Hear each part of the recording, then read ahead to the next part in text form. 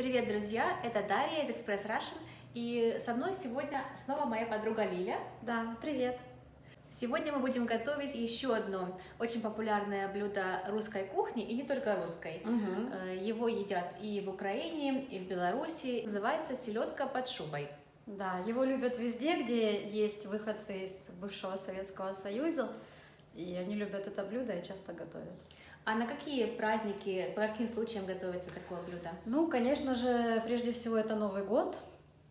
И просто в любой день, когда хочется чего-нибудь вкусненького. Или солененького. Да. Так как главный ингредиент селедки это все-таки селедка. Да, должна быть селедка очень хорошая, безусловно. Да, не везде, не во всех магазинах ее можно найти. Нужно пойти, скорее всего, в какой-то магазин русской или украинской или польской продукции, да, и там спросить. В общем-то, эта селедка получается не копченая, а соленая, слабосоленая. Да. Да. Какие ингредиенты нам понадобятся для приготовления селедки под шубой? Самый главный ингредиент это селедка, вот такая. Я буду брать 350 грамм, в этой упаковке 350 грамм. Ну и для такого объема селедки я беру примерно 7 средних картофелин, 3 крупных свеклы. Смотря какая у вас есть свекла в магазине, я покупаю уже вареную. Но бывает так, что продается свекла сырая, тогда ее нужно сварить. И лук по вкусу. 1 средняя луковица или половинку большой луковицы. А также нам понадобятся 2 морковки и майонез для украшения. Первый этап – нужно почистить и сварить картошку и морковку. В это же время можно поставить варить яйцо. Пока картошка, морковка и яйцо варятся, мы нарезаем нашу селедку на мелкие кусочки. Не забудьте также, когда вы режете, убирать косточки. По возможности, не все вы сможете убрать, но крупные, если они такие есть, можно убрать крупные, а меленькие они не помешают. Первый слой это селедка. И второй слой мы выкладываем наш нарезанный лук, мы нарезали полукольцами. То есть кольцо, разрезанное напополам. Если вы любите помельче, можете порезать помельче, если вы хотите. Можно резать очень мелко, лук тоже будет хорошо.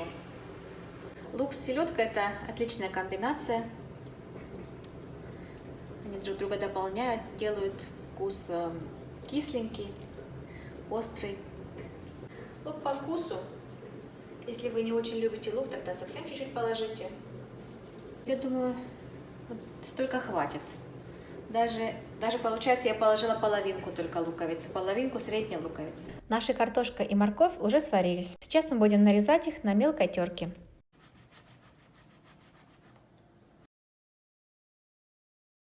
Итак, я положила нашу нарезанную картошку и морковку после слоя селедки и лука. Теперь нужно натереть на терке нашу свеклу, смазать майонезом и выложить яйца для украшения. Итак, мы сварили яйцо вкрутую, примерно 10 минут. Такой есть маленький секретик. Нужно яйцо обязательно поместить сразу после варки под проточную воду, где-то на 1 минуту. Это нужно сделать для того, чтобы яйцо хорошо очищалось от скорлупы. Вот. Ну и теперь мы вот так вот меленько нарезаем. Сначала я ее режу на 3 части, и потом нам нужно будет такие совсем меленькие кубики сделать. Все, готово.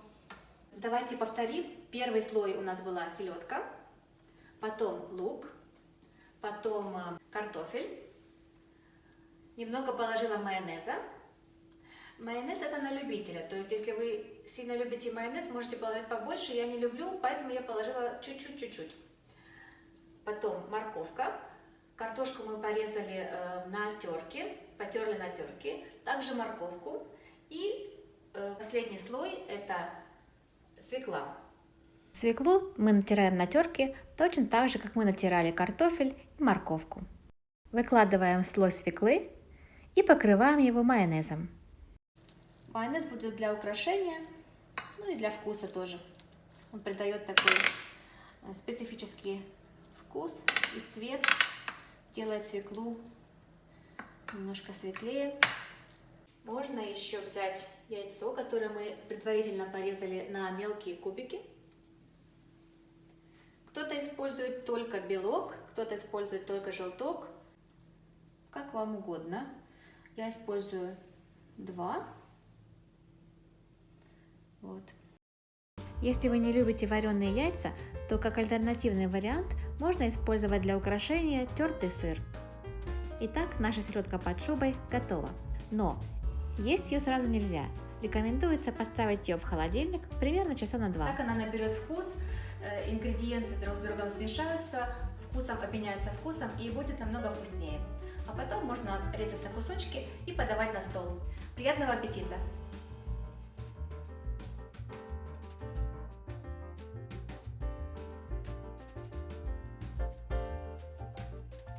Если вам понравилось это видео, ставьте лайк, поделитесь им с друзьями и подписывайтесь на канал. Пока-пока!